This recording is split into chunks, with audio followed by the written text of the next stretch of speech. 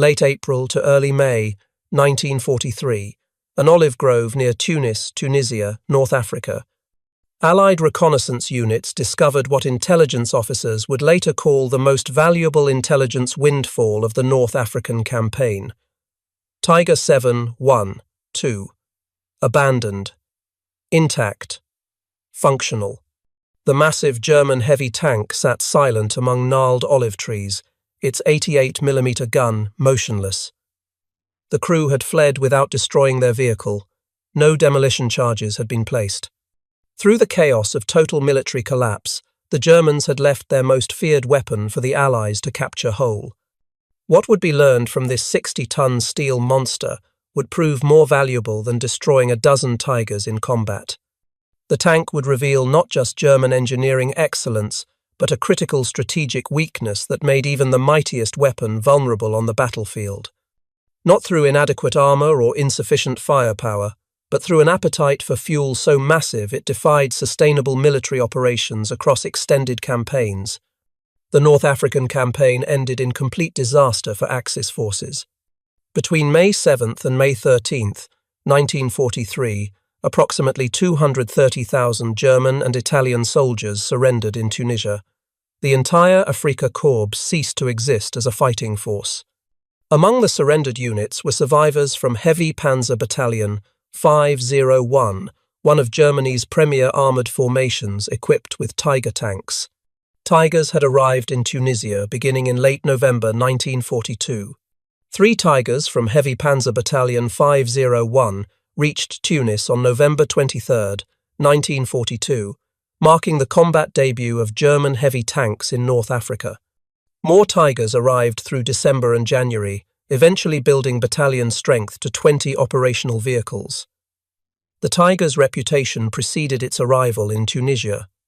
Soviet forces on the Eastern Pleiades front had encountered these behemoths in January 1943 near Leningrad. Red Army reports described vehicles that could destroy T-34 medium tanks from distances exceeding 2,000 meters. The Tigers mounted the famous 88mm gun, derived from Germany's effective anti-aircraft weapon, converted for anti-tank purposes. This gun could penetrate any Allied tank's frontal armor at ranges where return fire remained impossible. American forces first received intelligence reports about German super-heavy tanks in early February 1943 through British sources. The descriptions seemed exaggerated to soldiers accustomed to facing Panzer III and Panzer IV medium tanks. Intelligence summaries described a tank weighing over 55 tons with frontal armor 100mm thick and a main gun capable of destroying Allied tanks at distances beyond 2 kilometers. Many American tankers dismissed these reports as British exaggeration or propaganda. The reality exceeded the intelligence warnings. On February 14, 1943, German forces launched Operation Frühlingswind, striking American positions at Faid Pass in central Tunisia. Elements of 21st Panzer Division, reinforced by Tigers from Heavy Panzer Battalion 501, attacked Combat Command A of the United States 1st Armored Division. The Battle of Sidi Bou Zid on February 14th and 15th demonstrated Tiger superiority decisively. Combat Command C of 1st Armored Division counterattacked on February 15th with 52 Sherman medium tanks. German forces had positioned anti-tank guns in a classic ambush, with Tigers supporting from longer range. By the time Combat Command C withdrew, 46 of 52 Sherman tanks had been destroyed or disabled. Post-battle analysis revealed critical information about the Tiger threat. A battlefield survey conducted 3 weeks after the engagement mapped destroyed American tanks and determined what weapons had killed them. Remarkably, only 1 Sherman had been hit by an 88mm round, either from a Tiger or from towed 88mm anti-tank guns. Most American tanks fell to 50mm guns from Panzer IIIs, or 75mm guns from Panzer IVs. The survey demonstrated that Tigers were relatively few in number, but their psychological impact far exceeded their actual battlefield presence. The Battle of Kasserine Pass, beginning February 19, 1943, introduced American ground forces to large-scale combat against experienced German armor. Tigers participated in the offensive, though in limited numbers. American Sherman tanks mounting 75mm guns had to close within 300 meters for any possibility of penetrating Tiger armor from flank or rear angles. Tigers could engage effectively from 2,000 meters with virtual impunity from frontal attack. The psychological impact on American tank crews proved severe. Army medical officers documented what they termed tiger phobia among tankers who had encountered the German heavy tanks. The mere report of tigers in an operational area would cause American units to request air support and artillery preparation before advancing. This psychological effect multiplied the Tiger's tactical value far beyond its actual numbers. By March 1943, training materials had to be developed specifically to address Tiger phobia among American armored units. Intelligence summaries emphasized that Tigers appeared in very limited numbers, that they possessed vulnerabilities, and that proper tactics could neutralize their advantages. However, the training materials could offer little tactical guidance for Sherman crews facing Tigers in direct combat beyond the unsatisfying advice to call for artillery or air support. The final weeks of the Tunisian campaign in April and early May 1943 revealed a different Tiger vulnerability. Mechanical breakdowns, spare parts shortages, and fuel supply problems immobilized more Tigers than Allied action destroyed. Heavy Panzer Battalion 501 had arrived in Tunisia with 20 Tigers and 16 Panzer III support tanks. By the end of April, only a handful remained operational. The rest sat abandoned or destroyed by their own crews as German forces collapsed.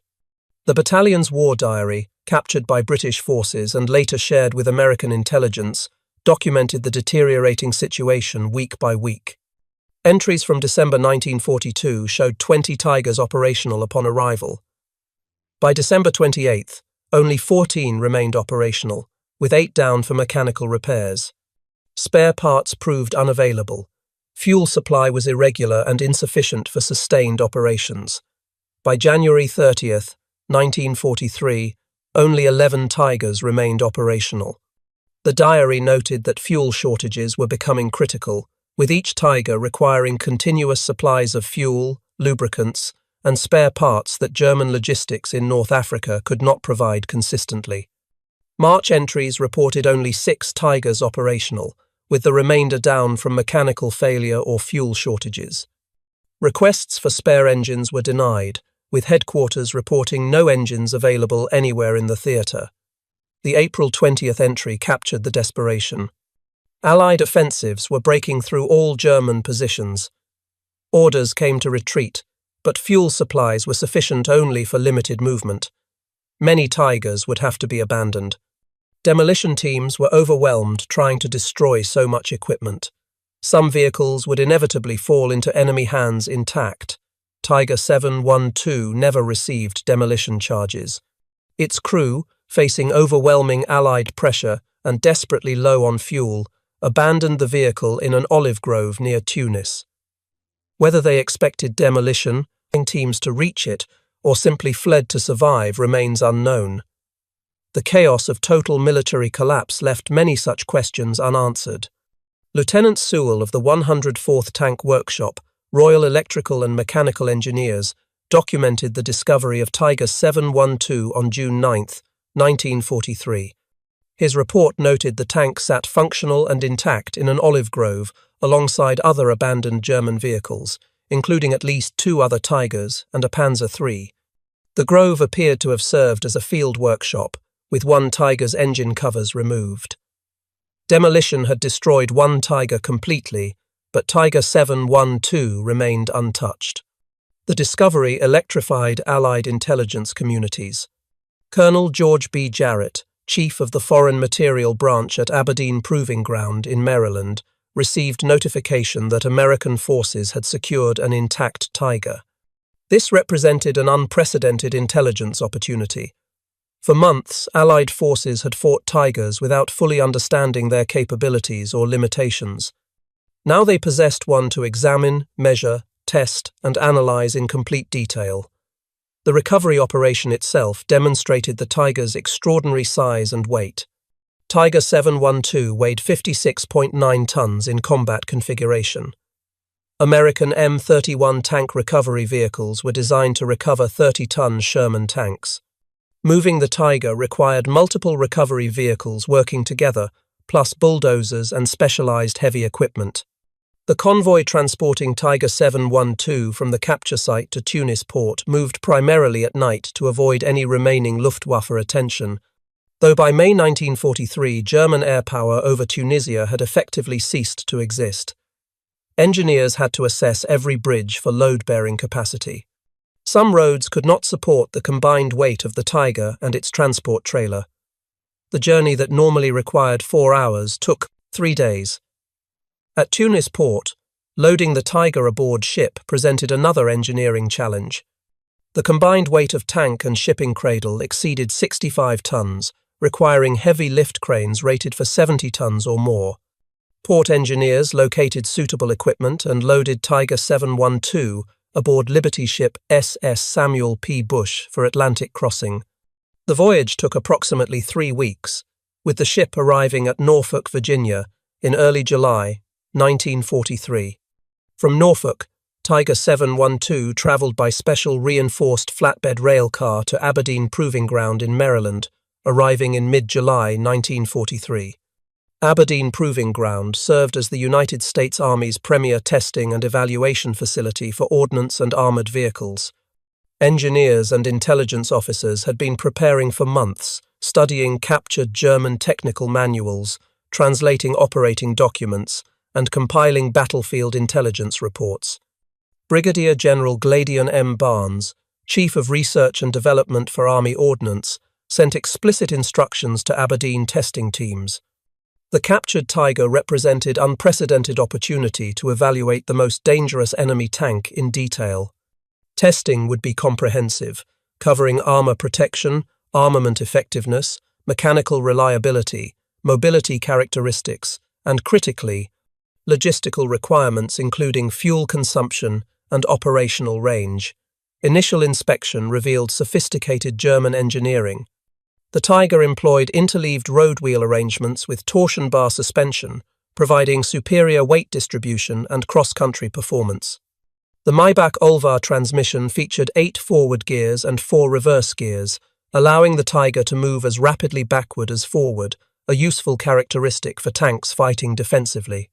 The famous 88mm KWK-36 L56 gun could fire armor-piercing rounds at muzzle velocities, exceeding 900 meters per second with exceptional accuracy. The Tiger's armor protection impressed American engineers. Frontal hull armor measured 100 millimeters thick, with frontal turret armor also 100 millimeters and gun mantlet varying from 120 to 200 millimeters. Side hull plates were 60 millimeters thick, with side superstructure armor at 80 millimeters. This armor protection made the Tiger effectively invulnerable to most Allied anti-tank weapons when engaged frontally. But Aberdeen engineers noticed something in German technical specifications that demanded immediate attention. Fuel capacity and consumption figures raised serious questions about the Tiger's operational sustainability. The tank carried 532 liters of fuel, approximately 140 United States gallons, in 4 fuel tanks located in the rear compartments. The Maybach HL23012 cylinder engine produced 690 horsepower, substantial power but barely adequate for the Tiger's 56.9-ton weight. German operating documents captured with the tank specified operational range of 195 kilometers on roads under ideal conditions, approximately 121 miles. Off-road range was listed as 110 kilometers, approximately 68 miles. These figures immediately concerned American engineers familiar with Sherman operational ranges. Even accounting for the Tiger's greater weight, the operational range seemed remarkably short.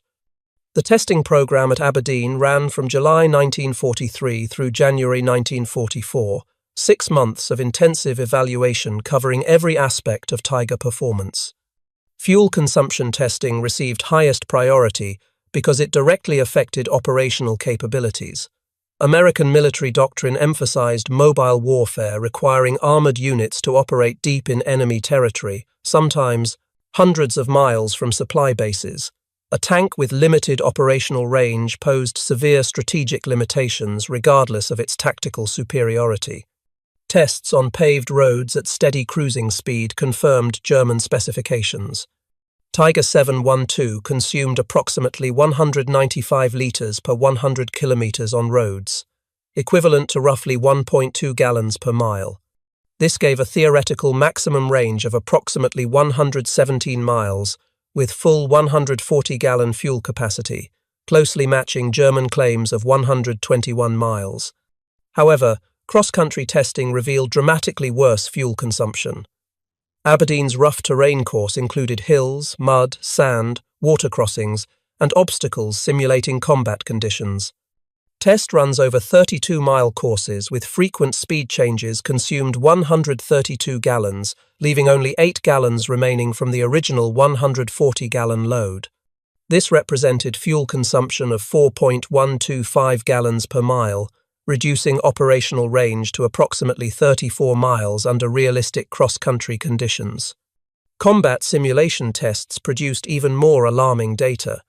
When test crews performed realistic combat tasks, including rapid acceleration and deceleration, frequent directional changes, turret traverse operations, extended idling periods simulating observation, and intensive radio use, fuel consumption reached 6.1 gallons per mile. Under these intensive combat conditions, operational range fell to approximately 23 miles before fuel exhaustion. The test results painted a devastating strategic picture. The Tiger tank, while supremely capable in direct combat, could not sustain extended mobile operations. Its massive fuel appetite demanded continuous resupply in quantities that would strain any logistics system. Under combat conditions, a Tiger battalion would require enormous fuel deliveries simply to remain mobile. Aberdeen engineers calculated the logistics burden.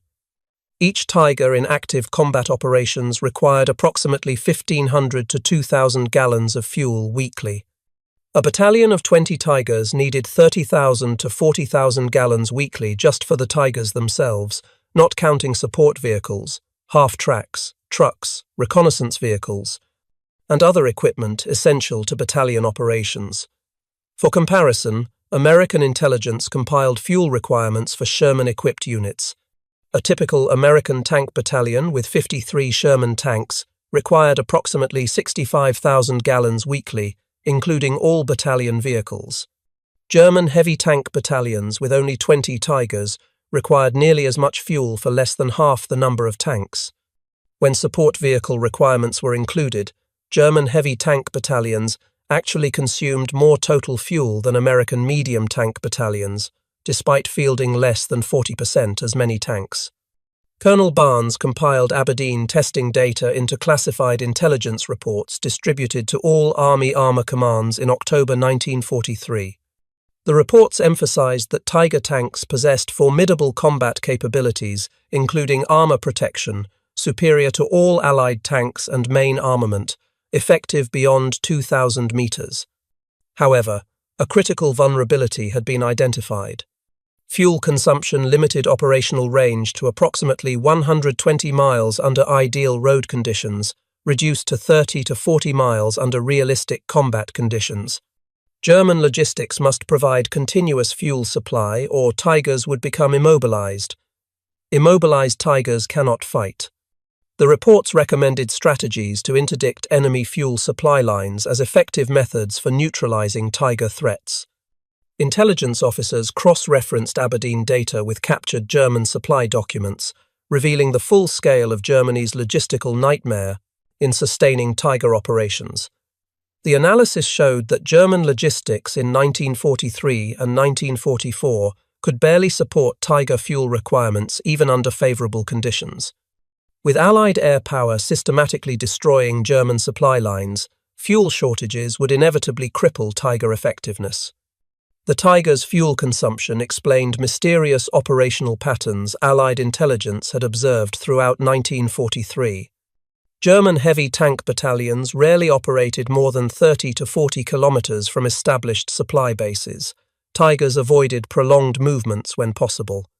They frequently assumed static defensive positions rather than pursuing defeated enemies. This was not merely tactical preference, but logistical necessity imposed by limited operational range. Captured German unit war diaries from multiple fronts confirmed the analysis. Heavy SS Panzer Battalion 101 war diary from Normandy in summer 1944 documented recurring fuel shortages. July 8th entry reported excellent combat results, with 16 Sherman tanks and 3 Cromwell tanks destroyed for loss of 1 Tiger to mechanical failure. However, fuel supplies were exhausted after 4 hours of combat. The battalion sat immobile, awaiting fuel trucks while Allied forces withdrew.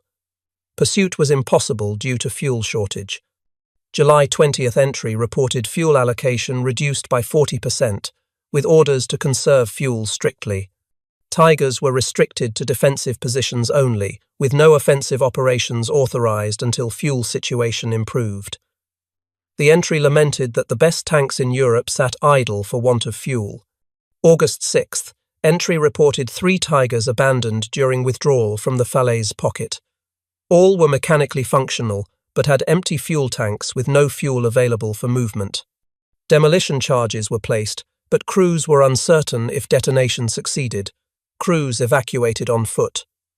British intelligence shared captured documents showing identical patterns on other fronts. Heavy Panzer Battalion 503 records from Italy showed Tigers repeatedly immobilized by fuel shortages. 5th SS Panzer Division. Viking records from the Eastern Front told the same story of combat effectiveness crippled by inability to maintain fuel supplies. Everywhere Tigers operated, fuel shortages limited their effectiveness. American intelligence distributed tactical guidance based on Aberdeen findings to all combat units by November 1943. The guidance advised that when encountering Tigers, units should avoid direct frontal engagement when possible. Instead, maneuver to force Tigers to reposition. Each mile a Tiger moves consumes significant fuel reserves. Extended maneuvering exhausts Tiger fuel supplies rapidly. Immobilized Tigers can be bypassed or destroyed with artillery and air support, rather than risking direct tank engagement. Training films produced in late 1943 incorporated fuel consumption findings. One film titled Understanding German Heavy Tanks explained clearly that the Tiger tank consumed approximately 3 to 6 gallons of fuel per mile, depending on terrain and tactical situation. Sherman tanks consumed less than 1 gallon per mile under most conditions. This meant American tanks could maneuver 5 to 6 times farther on equivalent fuel. Crews were instructed to use their mobility advantage by making Tigers chase American formations, burning scarce German fuel, then striking when Tigers could no longer maneuver effectively.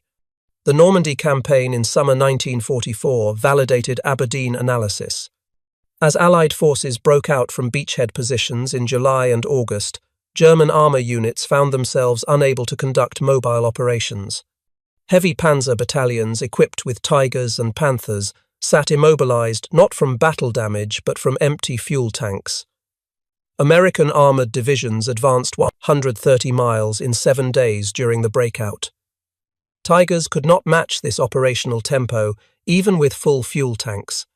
Their actual combat range of 30 to 40 miles meant they could barely reposition between defensive positions, much less conduct mobile operations across the battlefield.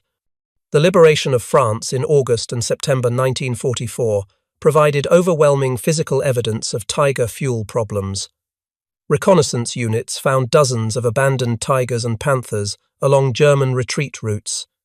Most showed no significant battle damage. All had empty fuel tanks. German crews had destroyed what vehicles they could, but often lacked even the fuel necessary to conduct proper demolitions. Operational tanks were simply abandoned when fuel ran out. The Ardennes Offensive in December 1944 exposed the fuel crisis catastrophically. German forces launched their last Great Western Offensive with strict fuel rationing. Each panzer division received fuel calculated for approximately 150 kilometers movement, with operational plans assuming capture of Allied fuel dumps for resupply. The plan failed completely. American forces held or destroyed fuel dumps, and German armor immobilized across Belgium as fuel ran out.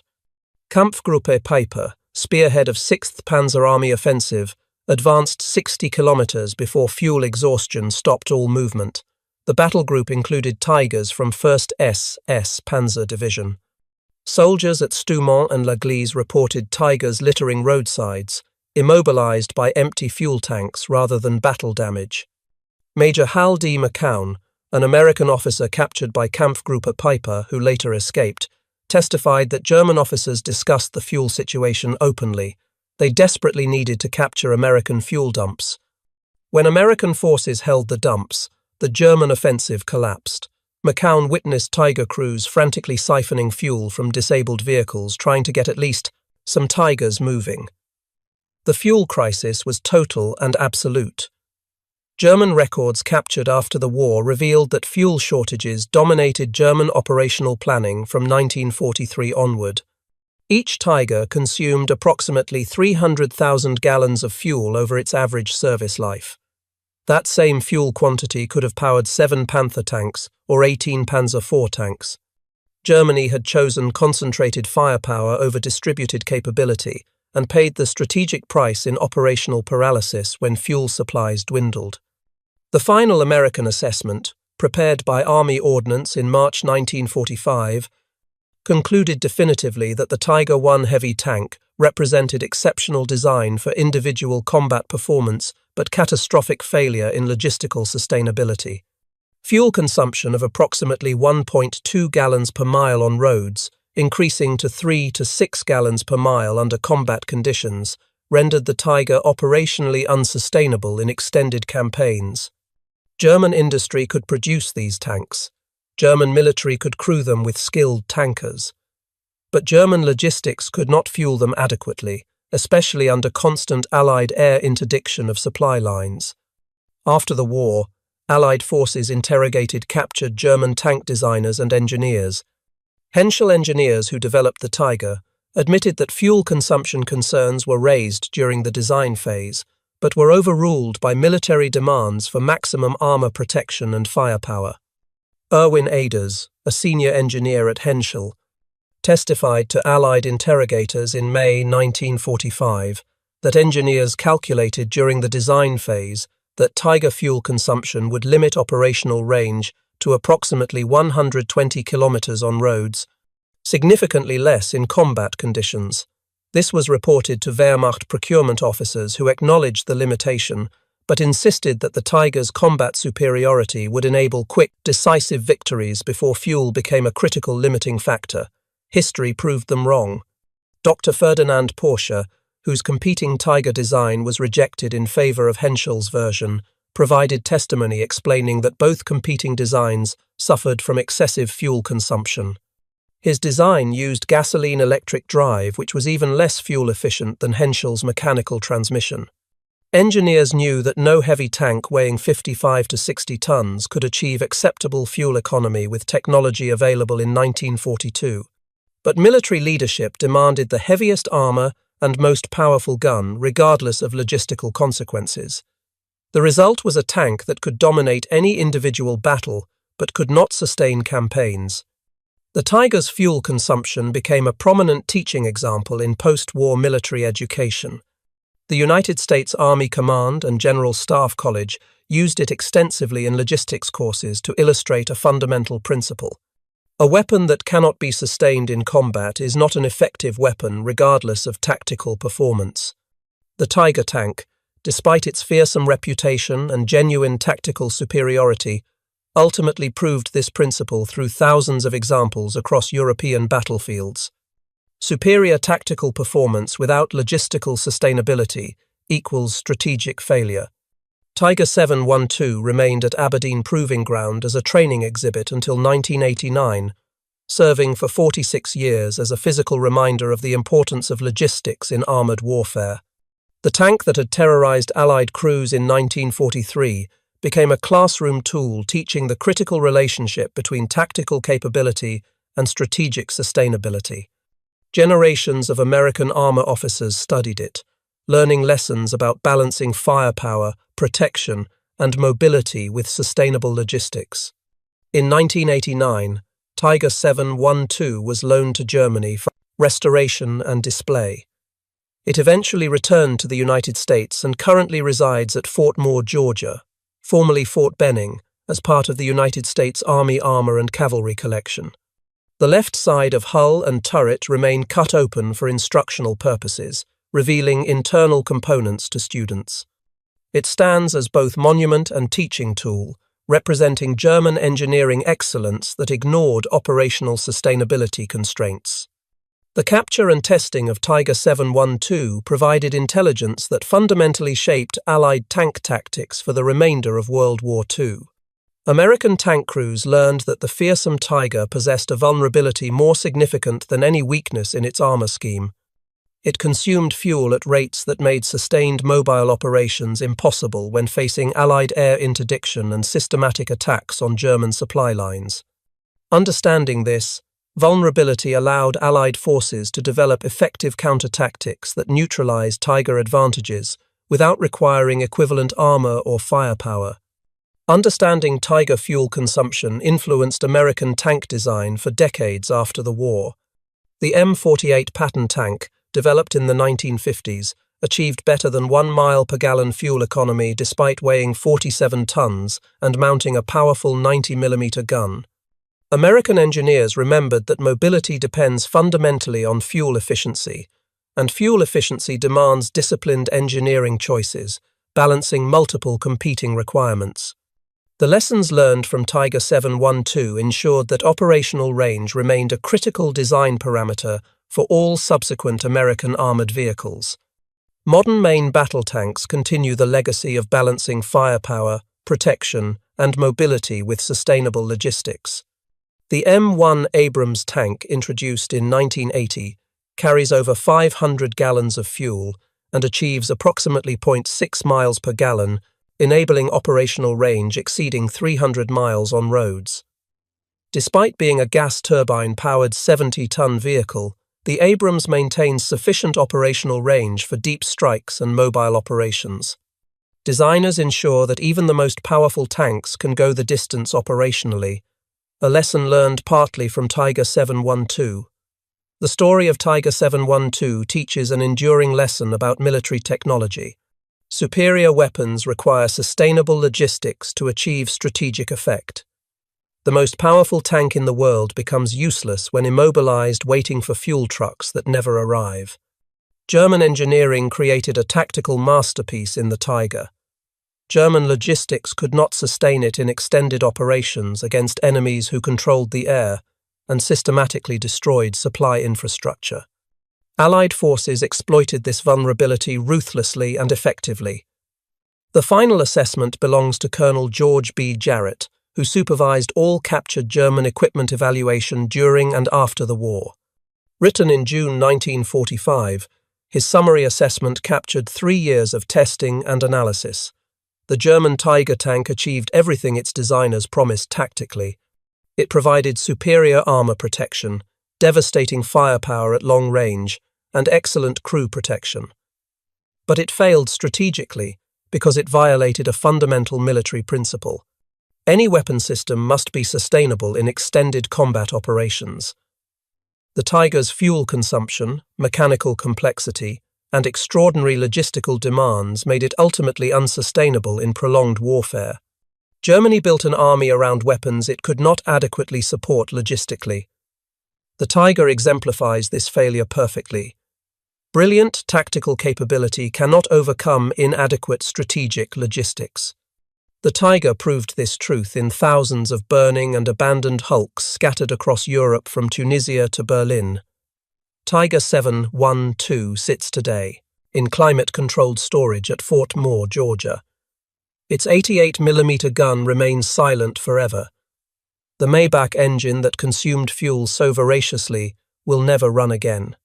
But the lessons it taught continue resonating through every armor school, every logistics course, every staff college studying modern mechanized warfare. The principles are timeless and universal. The tank that terrorized Allied crews in 1943 became the teacher that shaped modern armored doctrine, not through its considerable strengths but through its greatest weakness.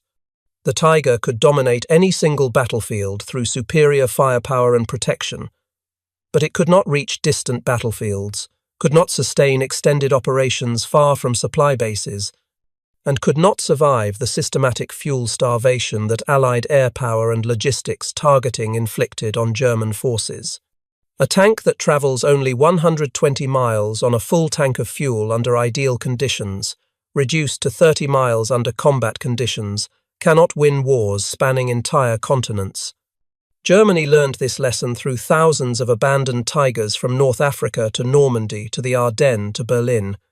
America learned it through systematic testing of Tiger 712 and built an armored force that prioritized operational sustainability alongside combat capability. In mechanized warfare, the side that can sustain operations across distance and time wins. The Tiger forgot that fundamental rule. History never forgave the oversight. The capture and testing of Tiger 712 ensured that Allied forces understood completely that firepower means nothing without fuel to reach the battlefield. Armor protection means nothing without mobility to exploit tactical success. The best tank in the world means nothing without the logistics infrastructure to sustain it across extended campaigns in hostile territory under enemy air attack. Tiger 712 stands today as both monument and teacher. Monument to German engineering ambition that exceeded logistical reality and strategic sustainability. Teacher of the enduring principle that warfare requires sustainable systems engineering, not merely superior weapons. The most powerful weapon becomes expensive immobile sculpture when it cannot move to the next battle. The Tiger tank proved that lesson definitively and repeatedly across European battlefields. The Americans who captured and tested it learned that lesson completely and incorporated it into doctrine. Modern armored forces remember that lesson constantly.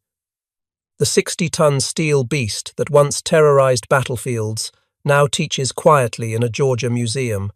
Its greatest contribution to military history was not the enemy tanks it destroyed in combat, but the understanding it provided about the essential relationship between tactical excellence and strategic sustainability. In that paradox lies the complete story of Tiger 712, the most dangerous tank in the world, ultimately defeated not by superior enemy weapons but by its own insatiable appetite for fuel that German logistics could never adequately satisfy.